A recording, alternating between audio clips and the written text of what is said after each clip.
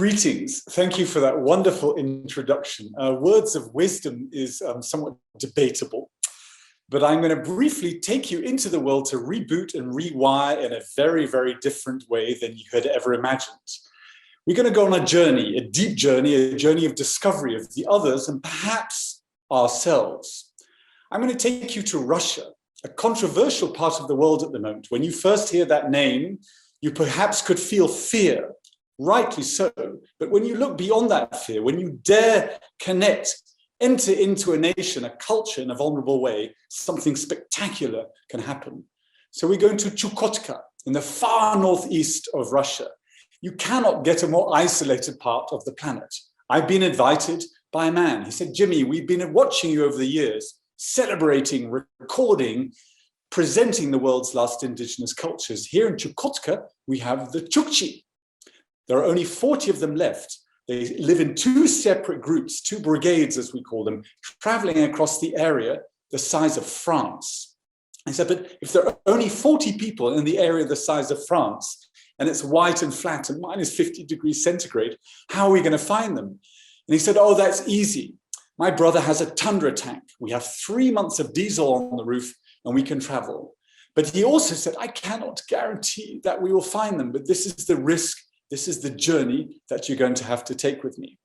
I said, okay, say I risk and take that journey with you. How are we going to find them if they have no telephones and they have no communication and they're moving continually in an area the size of France with no geographical features whatsoever except snowdrifts? And he said, oh, that's easy. I'm going to sit on the roof and I'm going to follow the reindeer droppings. I said, reindeer droppings? What are you on about?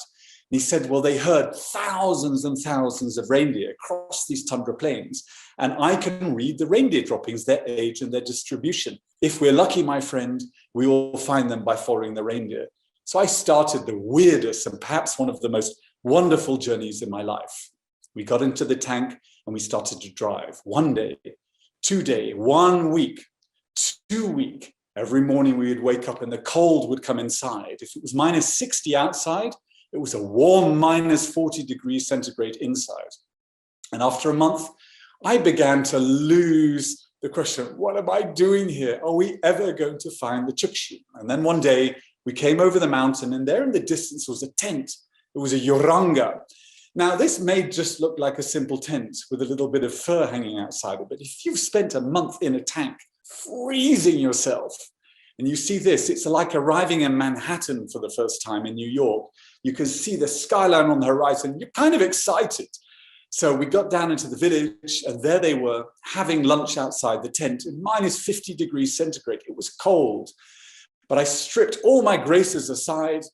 I became almost an animal with the camera and I leapt out of the tank and I got on my knees and I saw the chief eating his lunch. I said, I need to make a picture. I hadn't even introduced myself. I hadn't explained where I was from, let alone why I was here. And he lowered the bone and he raised his finger and he went, Niet, no picture. I'm going to pause the story a minute, but I'm going to take you back to the ice a long time ago before I was born into the Antarctic in the southern part of the world. This is my father. He was a geologist. He spent 10 years discovering the world's last rocks through his geological studies and survey. And after a period of 10 years, he came back to the UK and with my mother, they gave birth to me. But he carried on traveling into the world. By the age of 7, I'd lived in more countries than most of us would see in a lifetime, from Papua New Guinea to China, to Afghanistan, Pakistan, India, Nigeria, Congo, Venezuela, you name it, I'd been there. In many ways, I felt very much like Rudyard Kipling's Mowgli in the Jungle Book. I was free, I was wild. I'd never been to school, but my goodness me, had I connected with the world and the people in all their diversities and beliefs that live in it. But I couldn't read and write. So in their wisdom, they said, Jimmy, you now have to go to study. On your own, we are sending you back to England, to this institution. Now, this is where the new journey began, a terrifying journey. I went from a world of trust, a world of love, and a world of acceptance and zero judgment into this institution. 1,000 little boys and 400 Catholic Jesuit priests. They had their own rules, they had their own regulations, and they ceremoniously, without going into detail, destroyed me. I hid it. I hid the pain. It was this bipolar childhood of traveling from these extraordinary parts of the world into this institution of pain. And I must admit, fear. And I got to the age of 16 in my teenage years, that transition from child to adult, and I was struggling. And I came back from a journey from abroad, and I was ill with malaria, so a combination of extreme stress and inner turmoil and malaria. And I was given the wrong medicine, and I woke up one morning and I look in the mirror and I met him, or me, with no hair. It was terrifying. It was like the ugliness that I'd been hiding inside was now exposed on the outside. I had nowhere to hide. I had nowhere to go except to rediscover a new me. I'd had an avatar as a child, Tintin, and I'd followed him all around the world. And I remember he spent many years traveling through the altitude heights of Tibet, looking for the Yeti, living with the monks, and the monks had no hair. So I decided very unscientifically and organically to set off on a journey at the age of 17 into the high Himalaya for 3 years. It was a journey of discovery. It was a journey of humility, a lot of tears, but an extraordinary new connection was made with the Tibetans. They'd spent 30 years in lockdown. We had abandoned them in the developed world because China had decided to impose certain restrictions on them. Yet despite this isolation and fear and pain that they were in, they found me, they saw me, they taught me, they fed me, they educated me, and perhaps they taught me to begin to learn to love. I recorded that connection, that dignified connection, and it was a catalyst for a worldwide, life, unending journey of how much can I invest in other to perform a mirror to perhaps reflect on a self-validation and worth of me. And about 9 years ago, I published a book before they pass away, and it caused an enormous amount of controversy because first of all, it was, Jimmy, who are you? From what we understand, you haven't had any qualifications since you were 17. What right do you have to say that somebody's passing away, let alone put these indigenous cultures in such glorified light? And some people started to accuse me, said, Jimmy, this is a wrong-headed obsession with vanishing indigenous cultures. Now, wrong-headed it is not, but obsession it is. And I will explain with you. Come with me to Papua New Guinea. Papua New Guinea is an island far in the Pacific. It's the 5th largest island in the world. There are 7,000 official languages on the planet. And on this island, there are 1,000 of them. That means there are more diverse cultures than you could spend a lifetime hoping to witness, to meet. It's extraordinary.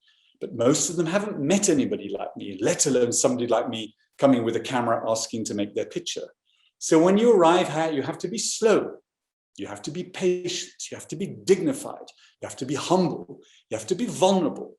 Maybe metaphorically, you have to be naked. You have to sit for 1 day, 1 hour, 1 week, 1 month, patiently until you begin to make a connection.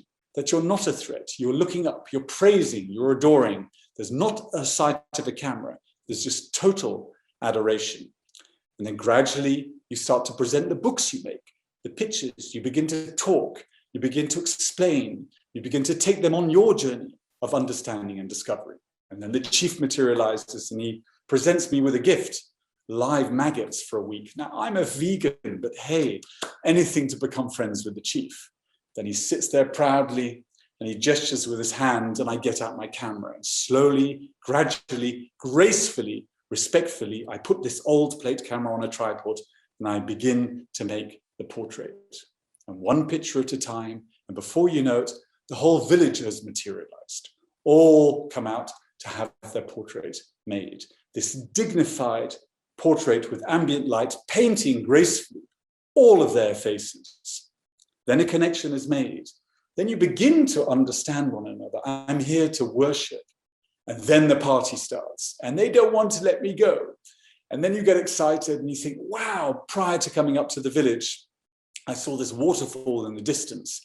And I was wondering whether some of you would come with me and I would try and make this sort of this aesthetic synthesis of culture, of people, of humanity, of landscape, of beauty, and try and share that with the world. I was showing this picture a few weeks ago to some teenagers, and they seemed very, very bored by this middle-aged man talking about his analog camera.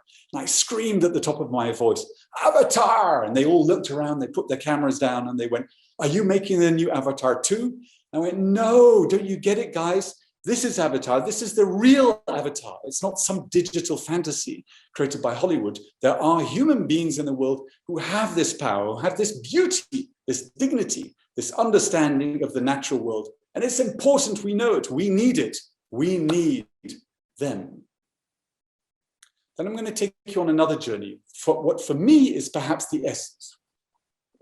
The wilds of Mongolia, the far northwestern part of Mongolia, these extraordinary mountains called the Altai. And in the Altai live the Kazakh. When I first visited here many, many years ago, I met Ergalim standing on top of the mountain with his proud eagle on his shoulders as the hunter. He said, "Jimmy, once you've made my picture, please promise you come back and share them with us, because you are now my friend." And many years later, I returned to the village and I was looking for Ergalim, and his son came out with his eagle. And I said, "Hey, where's your dad?" And he went, "He passed. I'm sorry." He said, "Where have you been, Jimmy?" I said, "I know, I've been busy." He said, "But it's okay, come with me." And they took me into this small, humble little house. And in the house was my book, a number of my books. And then next to the book, the picture, and on the wall, a multitude of pictures of the Kazakh. And I said to him, "But I hadn't made these pictures." "Oh no, I can see what's happened. I shouldn't have come here in the first place. I've interfered with your culture. I should have left you untouched and unspoiled." But he went, "No, Jimmy, that's not the case. Something very different and more profound has happened. We are very thankful and very grateful and gracious that you came, because we have a surprise for you tomorrow. Something has changed here in the last few years. Come, wake up early one morning. We're going to stand underneath the mountain and you're going to witness something spectacular." So the next morning I got up and I witnessed as the sun rise, this procession of Kazakhs. Now there weren't 25 as there were 13 years ago. There were more than 400 Kazakh eagle warriors on horses, on camels, on donkeys, walking. There were women for the first time, and they processioned down the mountain to me, and they gave me an applause, and they said, "Thank you for the grace that you bestowed on us with your pictures. Thank you for reconnecting us with our wealth, with our culture. We believe we have something to share with the world, an understanding of what it is to be a Kazakh in this environment, and the wealth of information that we can share with you." So these connections started to grow. They became richer. And I decided I have to share them with the world. I have to show the world the beauty of these extraordinary indigenous cultures that still live within it. And a number of months ago, a young girl came to my studio, and we film everything with 360 cameras as well. And she came in and she was a little bit restless, and we put these cameras, these glasses on her face. And she was standing with her parents. Now remember, she was 7 years old, the same age I was when I left the wonders of the natural world into that institution. And she said, "Mom and Dad, you have no idea what I can see." And they said, "What do you see?" And they said, "Oh, I'm under a waterfall." "And who's with you under the waterfall?" "Wow, these men with spears and yellow faces shouting at me." "Now I'm on top of a mountain. I've got an eagle on my shoulder." "Wow, now I'm walking across a desert." And the parents looked at me, the blood left their face, and they said, "Jimmy, how dare you put our daughter in such danger?" And she grabbed the glasses back on her head and she went, "Leave me here, leave me here. This is extraordinary. Mom, Dad, please promise you take me to these places. These are the places I want to see. These are the places I want to witness. This is the life I want to lead." And I started to cry, and I thought, wow, isn't this extraordinary? After all these years, there's now a technology to enable a whole new generation connect with the wonders and the people of the world. And gradually I had more exhibitions, until about 2 years ago, everything changed. Everything was cancelled, as we noticed.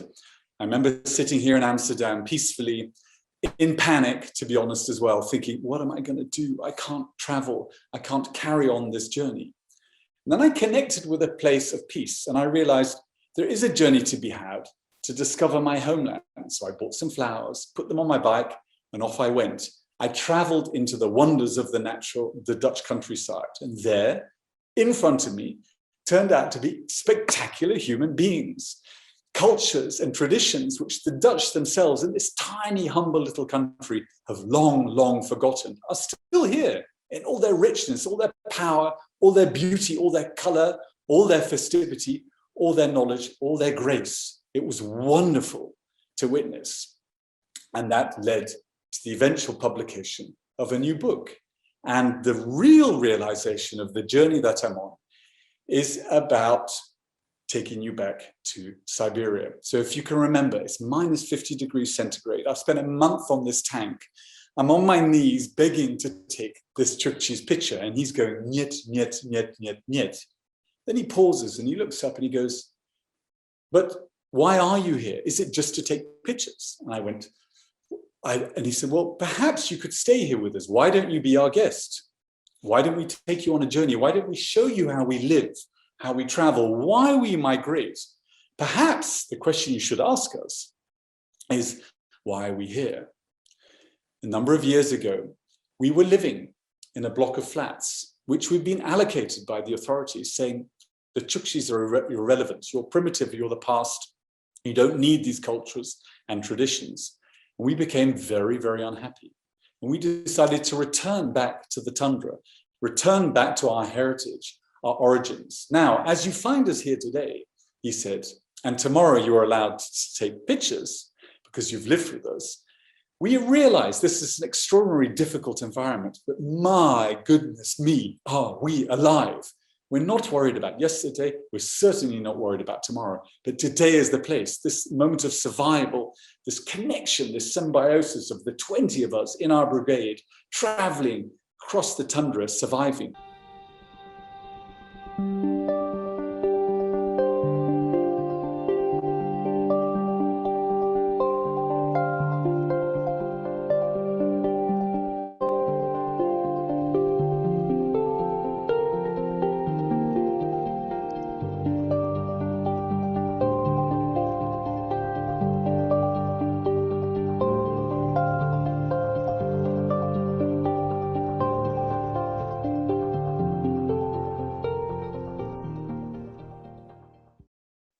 So my journey continues, this journey of trying to create an understanding of myself, creating a mirror of the others and presenting them in the most dignified, iconic way imaginable so that we as human beings become one and realize the fragility of this extraordinary planet that we live on can only become sustainable if we all connect and respect and love one another accordingly.